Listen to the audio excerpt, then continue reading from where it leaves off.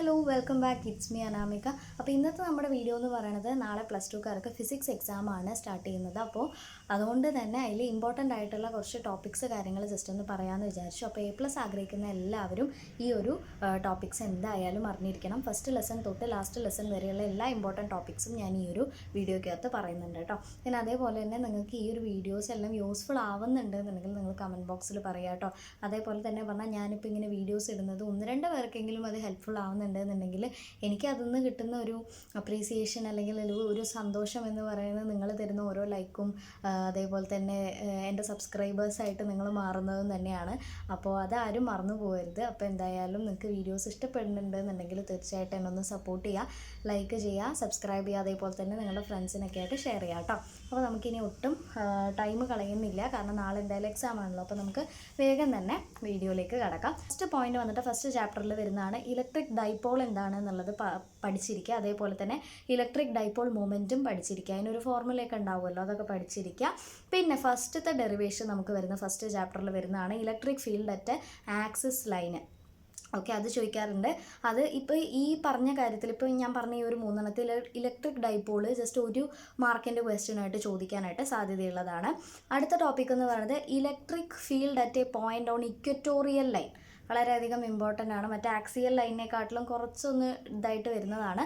അതൊരു 2 മാർക്കിനൊക്കെ ആയിട്ട് ചോദിക്കാൻ പറ്റുന്ന ഒരു ഡെറിവേഷനാണ് കേട്ടോ. അതേപോലെ തന്നെ torque on A dipole in uniform electric field, അത് വന്നിട്ട് നമുക്കൊരു 3 മാർക്സിനൊക്കെ ചോദിക്കാൻ പറ്റുന്ന രീതിയിലുള്ളൊരു ക്വസ്റ്റ്യൻ ആണ്. അടുത്തത് ഏറ്റവും ഇമ്പോർട്ടൻ്റ് ആയിട്ട് നിങ്ങൾ പഠിച്ചിരിക്കേണ്ട ക്വസ്റ്റ്യൻ ആണ് ഗോസസ് ലോ. അപ്പോൾ ഗോസസ് ലോ വന്നിട്ട് ഒരു 4 മാർക്സ് ആൻഡ് 3 മാർക്സിനൊക്കെ ചോദിക്കാൻ പറ്റുന്ന രീതിയിലുള്ളൊരു ക്വസ്റ്റ്യൻ ആണ്. അപ്പോൾ ഗോസസ് ലോ ചോദിക്കുന്ന സമയത്ത് എന്താണ് ആ ഗോസസ് ലോ എന്നുള്ള ആ ഒരു സ്റ്റേറ്റ്മെൻറ്റ് കറക്റ്റായിട്ട് എഴുതുക. അതിൻ്റെ ആ ഒരു ഫോർമുലയും എഴുതി വെച്ച് കഴിഞ്ഞാൽ കൃത്യമായിട്ട് നിങ്ങൾക്ക് സുഖമായിട്ട് മാർക്ക് സ്കോർ ചെയ്യാൻ പറ്റുന്നൊരു ക്വസ്റ്റ്യൻ ആണ് കേട്ടോ. അതേപോലെ തന്നെ ഈ ഗോസസ് ലോ പറയുമ്പോൾ അതിൻ്റെ കൂട്ടത്തിൽ വരുന്ന കുറച്ച് ക്വസ്റ്റ്യൻസ് ആണ്, അതായത് ഡെറിവേഷൻസ് ആണ്, അതിൻ്റെ അപ്ലിക്കേഷൻ. അതായത് electric field due to infinitely straight wire ഉണ്ട്. അതുപോലെ തന്നെ electric field due to uniformly charged infinite plane sheet ഉണ്ട്. ഇത് രണ്ടും നമ്മളുടെ അടുത്ത് ഒരു 3 മാർക്ക് 4 മാർക്ക് ആ ഒരു രീതിയിലൊക്കെ നമ്മളുടെ അടുത്ത് ചോദിക്കാവുന്നതാണ്. പക്ഷേ ഇതിനേക്കാട്ടിലും ഇത് ഇമ്പോർട്ടൻ്റ് ആണ്, ഇത് വളരെ ഇമ്പോർട്ടൻ്റ് ആണ്. ഇതിനേക്കാട്ടിലും ഇമ്പോർട്ടൻ്റ് ആയിട്ടുള്ളതാണ് അതിൻ്റെ third application electric field due to uniformly charged thin spherical shell. അതിൽ 3 കണ്ടീഷൻ ഉണ്ട്: inside the shell, outside the shell and on the shell. അത് 3 നിങ്ങൾ ആ ഡെറിവേഷൻ ചെയ്ത് ഈ ഒരു 3 സാധനവും കൂടെ കറക്റ്റായിട്ട് എഴുതി വെച്ചിട്ടുണ്ടെങ്കിലാണ് നിങ്ങൾക്ക് മാർക്ക് കിട്ടുക. അപ്പോൾ നിങ്ങളത് മറക്കരുത് കേട്ടോ. ഇനി അടുത്തത് നമുക്ക് നോക്കാം electric potential due two and electric dipole. ആ ഡെറിവേഷൻ എന്തായാലും നോക്കിയിരിക്കണം. അതുപോലെ തന്നെ പാരലൽ പ്ലേറ്റ് കപ്പാസിറ്ററിൻ്റെ ഡെറിവേഷൻ നോക്കുക. പിന്നെ കോമ്പിനേഷൻ ഓഫ് കപ്പാസിറ്റർ ഉണ്ട്, അതായത് പാരലലിലും സീരീസിലും. കപ്പാസിറ്റർ നമ്മൾ പാരലലിലും സീരീസ് ആയിട്ടും വെക്കുമ്പോൾ കിട്ടുന്ന ആ ഒരു ഇക്വേഷൻ ഉണ്ടല്ലോ, അതാണ് ഈ ഒരു കോമ്പിനേഷൻ ഓഫ് കപ്പാസിറ്റർ എന്ന് പറയുന്നത്. അത് നോക്കുക. പിന്നെ അടുത്തതാണ് relation between current density and conductivity. Important ആയിട്ടുള്ള തിയറീസും ഡെറിവേഷൻസ് ആണ് പറഞ്ഞുകൊണ്ടിരിക്കുന്നത്. ഇതിപ്പോൾ ഡെറിവേഷൻ ആണ് കേട്ടോ. അടുത്തത് വരുന്നതാണ് ഡ്രിഫ്റ്റ് വെലോസിറ്റീൻ്റെ ഡെറിവേഷൻ. അതേപോലെ തന്നെ relation between current and drift velocity, അതും ചോദിക്കാനായിട്ട് സാധ്യതയുണ്ട്. പിന്നെ ഏറ്റവും കൂടുതൽ ഏറ്റവും ലാസ്റ്റ് പോർഷനൊക്കെ ഉണ്ടാവില്ലേ, ലാസ്റ്റ് വലിയ മാർക്കിൻ്റെ ഏറ്റവും ലാസ്റ്റ് ക്വസ്റ്റ്യൻ പേപ്പറിൽ ഉണ്ടാകുന്ന അവിടെ ചോദിക്കുന്നതാണ് ഈ ഒരു വീൽ സ്റ്റോൺ ബ്രിഡ്ജൊക്കെ. ഓക്കെ, അപ്പോൾ വീൽ സ്റ്റോൺ ബ്രിഡ്ജ് എന്തായാലും പഠിച്ചു വയ്ക്കുക, അതിൻ്റെ ഡെറിവേഷൻസ് എല്ലാം പഠിച്ചു വയ്ക്കുക. And magnetic field on the axis of A circular current loop, അതും വളരെ വളരെ ഇമ്പോർട്ടൻ്റ് ആണ് കേട്ടോ. അതൊക്കെ 1-2 തവണ ഞാൻ കൂടുതൽ റിപ്പീറ്റഡ് ആയിട്ട് ചോദിച്ച് കണ്ടിട്ടുള്ള ക്വസ്റ്റ്യൻ ആണ്. അതേപോലെ തന്നെ അടുത്ത ലോ ആണ് ആംബിയേഴ്സ് സർക്യൂട്ടൽ ലോ. നമ്മൾ നേരത്തെ ഗോസസ് ലോ പറഞ്ഞ പോലെ തന്നെയാണ് ഈ ഒരു ആംബിയേഴ്സ് സർക്യൂട്ടൽ ലോൻ്റെ കാര്യം വരുന്നത്. അപ്പോൾ അതിൻ്റെ ആ ഒരു തിയറി കറക്റ്റായിട്ട് പഠിക്കുക, അതിൻ്റെ ആ ഒരു സ്റ്റേറ്റ്മെൻറ്റ് പഠിക്കുക, അതിൻ്റെ ആ ഒരു ഫോർമുലയും കൂടി നിങ്ങൾ എഴുതി വെച്ചാൽ കറക്റ്റായിട്ട് നിങ്ങൾക്ക് കൃത്യം ഇപ്പോൾ 4 മാർക്കിനാണെങ്കിൽ ആ 4 മാർക്കും അവിടെ വീണിരിക്കും. സോ A+ ഒക്കെ ആഗ്രഹിക്കുന്നവർ എന്തായാലും അത് ഫോക്കസ് ചെയ്തോളാം.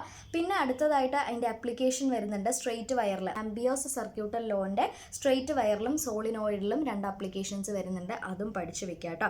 അടുത്തതാണ് force between 2 parallel conductors carrying current, അതും നമ്മളുടെ അടുത്ത് ചോദിക്കാറുള്ളതാണ്. അടുത്തതാണ് torque on a rectangular loop carrying current, അതും ഡെറിവേഷൻ ആയിട്ട് വരുന്നതാണ്. ഇനി AC voltage applied to an inductor phasor diagram, അതായത് AC voltage applied to an inductor, അതിൻ്റെ ഫേസർ ഡയഗ്രാം. നിങ്ങളൊരു ഇത് വരച്ചിട്ടുണ്ടാവില്ല, ഒരു വേവ് പോലത്തെ ഒരു സംഭവം വരച്ചിട്ടുണ്ടാവില്ല, അതിനെയാണ് ഒരു ഫേസർ ഡയഗ്രാം എന്ന് പറയുന്നത്. അപ്പോൾ ഇൻഡക്ടറിലോട്ട് നമ്മൾ AC വോൾട്ടേജ് അപ്ലൈ ചെയ്തിട്ടുള്ള അതിൻ്റെ ഫേസർ ഡയഗ്രാം വരയ്ക്കാനായിട്ട് ചോദിക്കാറുണ്ട്. അതേപോലെ തന്നെ AC voltage applied to capacitor, അതിൻ്റെയും ഇതേപോലെ തന്നെ ആ ഒരു ഫേസർ ഡയഗ്രാം പഠിക്കുക. അതുപോലെ തന്നെ AC voltage applied to series LCR circuit, ആ ഒരു ഡെറിവേഷൻ പഠിക്കുക കേട്ടോ. പിന്നെ അത് കഴിഞ്ഞാൽ പഠിക്കാനുള്ളതാണ് relation between R and F. നിങ്ങൾക്ക് ആ ഒരു മിററിൻ്റെ ആ ഒരു ചാപ്റ്ററിൽ വരുന്നതാണ് ആറും എഫും തമ്മിലുള്ള ആ ഒരു റിലേഷൻ. അത് നിങ്ങൾ കൃത്യമായിട്ട് പഠിച്ചു വെക്കണം. പിന്നെ മിറർ ഇക്വേഷൻ പഠിച്ചു വെക്കണം.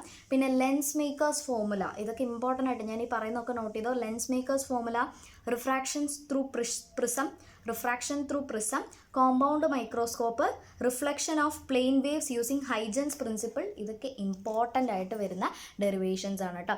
അടുത്ത ഡെറിവേഷനാണ് derivation of Snell's law of refraction using wave theory, അത് പഠിച്ചു വെക്കണേ. പിന്നെ അടുത്തത് വരുന്നതാണ് ഒരു തിയറി പാർട്ടിലായിട്ട് വരുന്ന ഒരു ക്വസ്റ്റ്യൻ ആണ് comparison between interference and diffraction. Okay, ഇൻ്റർഫെറൻസും ഡിഫ്രാക്ഷനും തമ്മിലുള്ള ആ ഒരു കമ്പാരിസൺ ചോദിച്ച് കാണാറുണ്ട്. സോ അത് എന്തായാലും നിങ്ങൾ പഠിച്ച് വെക്കുക. ദെൻ അടുത്തതാണ് ഡിഫ്രാക്ഷൻ ഓഫ് ലൈറ്റ്, അതും ഒരു തിയറി ബേസിസിൽ ചോദിക്കാറുള്ളതാണ്. അടുത്തത് യങ്സ് ഡബിൾ സ്ലിറ്റ് എക്സ്പെരിമെൻറ്റ് കേട്ടോ. അത് നിങ്ങൾക്ക് അവർ ജസ്റ്റ് അവർ ഫിഗർ വരയ്ക്കാനും അതിൻ്റെ അവർ ജസ്റ്റ് കാര്യങ്ങൾ എഴുതാനും മാത്രമായിട്ടായിരിക്കും ചോദിക്കുക, പക്ഷെ അതും ചോദിച്ച് കാണാറുണ്ട് കേട്ടോ. അടുത്തത് ഇൻ്റർഫെറൻസിൻ്റെ കണ്ടീഷൻ, ഇതൊരു തിയറി പാർട്ട് പോലെയാണ് ചോദിക്കുക. അതായത് ഇൻ്റർഫെറൻസ് നടക്കാനുള്ള കണ്ടീഷൻസ് എന്തൊക്കെയാണ്, ആ ഒരു കാര്യങ്ങൾ. ഇപ്പോൾ സോഴ്സ് മസ്റ്റ് ബി ഇത്ര ഡിസ്റ്റൻസിൽ വെക്കണം, അങ്ങനത്തെ കുറച്ച് കണ്ടീഷൻസ് ഇല്ലേ, അതാണ് അവിടെ ഉദ്ദേശിക്കുന്നത്. പിന്നെ ഹൈജൻസ് പ്രിൻസിപ്പിൾ പഠിച്ചു വയ്ക്കുക. പിന്നെ പവർ ഓഫ് ലെൻസിൻ്റെ പവർ കാണുന്ന ഒരു ഇക്വേഷൻ അതെങ്ങനെയാണെന്നുള്ളത് അത് പഠിച്ചു വെക്കണം. പിന്നെ ടോട്ടൽ ഇൻറ്റേർണൽ റിഫ്ലക്ഷൻ ഉണ്ട്, അതായത് TIR ഉണ്ട്, അതിൻ്റെ കണ്ടീഷൻ എന്താണ്, അതായത് ടോട്ടൽ ഇൻറ്റേർണൽ റിഫ്ലക്ഷൻ നടക്കാനുള്ള കണ്ടീഷൻ എന്താണെന്നും പഠിക്കണം, അതിൻ്റെ അപ്ലിക്കേഷനും കൂടെ പഠിക്കണം കേട്ടോ. അതേപോലെ തന്നെ ലോസ് ഓഫ് റിഫ്രാക്ഷൻ, അതായത് തിയറി പാർട്ടിലോട്ട് വരുമ്പോഴാണ് നമുക്ക് ലോസ് ഓഫ് റിഫ്രാക്ഷൻ, റെസൊണൻസ് ഒക്കെ വരുന്നത്, അതൊക്കെ തിയറി പാർട്ടാണ്. അപ്പോൾ അതൊന്ന് പഠിച്ചു വയ്ക്കാം. അടുത്തത് energy stored in an inductor, ഒരു ഇൻഡക്ടറിൽ എനർജി സ്റ്റോർ ചെയ്യുന്നതിൻ്റെ ഡെറിവേഷൻ ചോദിക്കാറുണ്ട്. പിന്നെ ഒരു സോളിനോയിഡിലെ സെൽഫ് ഇൻഡക്ഷൻ കണ്ടുപിടിക്കാനുള്ള ഒരു ഡെറിവേഷൻ ചോദിക്കാറുണ്ട്. അടുത്ത തിയറി പാർട്ടിൽ വരുന്ന ക്വസ്റ്റ്യൻ ആണ് Faraday's law of electro magnetic induction, പഠിച്ചു വെച്ചോളാം. പിന്നെ തേർഡ് ചാപ്റ്ററാണ് ഫോർത്ത് ചാപ്റ്റർ, എനിക്ക് കറക്റ്റ് ചാപ്റ്ററിൻ്റെ പേര് ഓർമ്മയില്ല, പക്ഷേ എപ്പോഴും കാണുന്നൊരു ക്വസ്റ്റ്യൻ ആണ് ഈ ഒരു classification of magnetic materials. Fifth ചാപ്റ്ററാണ് നിങ്ങളുടെ തോന്നുന്നു. ക്ലാസിഫിക്കേഷൻ ഓഫ് മാഗ്നറ്റിക് മെറ്റീരിയൽസ് എന്ന് പറയുന്നത്, അത് ആ ഒരു ഫെറോ മാഗ്നറ്റിക്, ഡയാമാഗ്നറ്റിക്, ആ ഒരു സംഭവം ഉണ്ടല്ലോ, അതെന്തായാലും ചോദിക്കും, അത് അങ്ങനെ പഠിച്ചു വെച്ചോളാം. പിന്നെ നമ്മൾ ആദ്യം ഒരു ഗോസസ് ലോ പറഞ്ഞില്ലേ, അത് പക്ഷേ ഇലക്ട്രോസ്റ്റാറ്റിക്സിലായിരുന്നു. ഇവിടെ പഠിക്കാൻ പോകുന്നത് Gauss's law in magnetism, separate നമ്മൾ പഠിച്ചിട്ടുണ്ട്, അതും തിയറി പാർട്ടിൽ വരാവുന്നതാണ്. പിന്നുള്ളതാണ് ഗാൽവനോമീറ്ററിനെ വോൾട്ട് മീറ്ററിലേക്ക് ആക്കുന്നതും ഗാൽവനോമീറ്ററിനെ അമ്മീറ്ററിലേക്ക് ആക്കുന്ന ഡെറിവേഷൻ, അത് രണ്ടും പഠിച്ചു വെക്കാം. അടുത്തത് force acting on a current carrying conductor placed in a magnetic field, അതിൻ്റെ ഡെറിവേഷൻ പഠിക്കണം. ഇനി നിങ്ങൾക്ക് ലോസിൻ്റെ കാര്യത്തിൽ, അതായത് തിയറി ബേസിൽ വരുമ്പോൾ ബയോട്ട് സാവേർട്ട് ലോ ചോദിക്കാറുണ്ട്, ലോറൻസ് ഫോഴ്സ് ചോദിക്കാറുണ്ട്, കിർച്ചോഫ്സ് ലോ ചോദിക്കാറുണ്ട് കേട്ടോ. അതൊക്കെ പഠിച്ചു വയ്ക്കുക. പിന്നെ അടുത്തതാണ് ഫാക്ടേഴ്സ് അഫക്റ്റിംഗ് റെസിസ്റ്റൻസിനെ അഫക്റ്റ് ചെയ്യുന്ന ഫാക്ടേഴ്സ് എന്തൊക്കെയാണെന്ന് ചോദിക്കാറുണ്ട്. പിന്നെ തിയറി പാർട്ടിൽ ചോദിക്കുന്ന വേറൊരു ക്വസ്റ്റ്യൻ ആണ് limitations of Ohm's law. Okay, അതാണ് വേറെ ചോദിക്കാറുള്ളത്. അതേപോലെ തന്നെ വേറൊരു തിയറി പാർട്ടായിട്ട് ചോദിക്കാറുള്ളത് source uses of electromagnetic spectrum, അതിൻ്റെ യൂസസ് കാര്യങ്ങൾ ചോദിക്കാറുണ്ട് കേട്ടോ. ഓക്കെ, പിന്നെ ഏറ്റവും ലാസ്റ്റ് ടോപ്പിക്കായിട്ട് ഞാൻ പറയുന്നത് properties of electric charges and electric line of force, അതും ചോദിക്കാറുണ്ട്. ഇലക്ട്രിക് ചാർജിൻ്റെ പ്രോപ്പർട്ടി ഇല്ലേ, അതായത് നെഗറ്റീവ് ആയിരിക്കും പോസിറ്റീവ് ആയിരിക്കും എന്നൊക്കെ പറഞ്ഞിട്ട് നിങ്ങളൊരു പ്രോപ്പർട്ടി പഠിച്ചിട്ടില്ല, അത് എന്തായാലും വരും. അതേപോലെ തന്നെയാണ് ആ ഒരു ഇലക്ട്രിക് ലൈൻ ഓഫ് ഫോഴ്സിൻ്റെ start from positive and end at negative, അങ്ങനത്തെ കുറച്ച് എണ്ണല്ലേ അത്. അപ്പോൾ ഇത്രയുമാണ് മിനിമം ആയിട്ട് ഒരു A+ വേണം എന്നുള്ളവർ. ഇത് മാത്രം പഠിച്ചു കഴിഞ്ഞാൽ അങ്ങനെയല്ല ഞാൻ ഒരിക്കലും പറയുന്നത്, പക്ഷേ A+ വേണം എന്നുള്ളവർ ഈ പറഞ്ഞിട്ടുള്ള, ഇപ്പം ഞാൻ ഏകദേശം അറൗണ്ട് ഒരു 40 എബവ് എന്തായാലും ഞാൻ ഇതിനകത്ത് പറഞ്ഞിട്ടുണ്ട്. അപ്പോൾ ഈ പറഞ്ഞിട്ടുള്ള ടോപ്പിക്സ് എല്ലാം നിങ്ങൾ പഠിച്ചിരിക്കണം A+ നിങ്ങൾ ആഗ്രഹിക്കുന്നുണ്ട് എന്നുണ്ടെങ്കിൽ കേട്ടോ. അപ്പോൾ എന്തായാലും all the best for your exam. നിങ്ങൾ എന്തായാലും പോയി അടിച്ച് പൊളിച്ച് എക്സാം എഴുതിയിട്ട് വരൂ. ആൻഡ് എക്സാം എഴുതി കഴിഞ്ഞാൽ നമ്മളുടെ ഈ ഒരു വീഡിയോയിൽ പറഞ്ഞ എന്തെങ്കിലും ഒരു കാര്യം നിങ്ങൾക്ക് യൂസ്ഫുൾ ആയിട്ടുണ്ടെങ്കിൽ എക്സാം കഴിഞ്ഞ് വന്നത് നമ്മുടെ ഈ ഒരു വീഡിയോൻ്റെ താഴെ കമൻറ്റ് ബോക്സിൽ വന്നിട്ട് ഒന്ന് കമൻറ്റ് ചെയ്യാം കേട്ടോ. That's it for today. Next video ആയിട്ട് വരുന്നവരെ ബൈ ബൈ.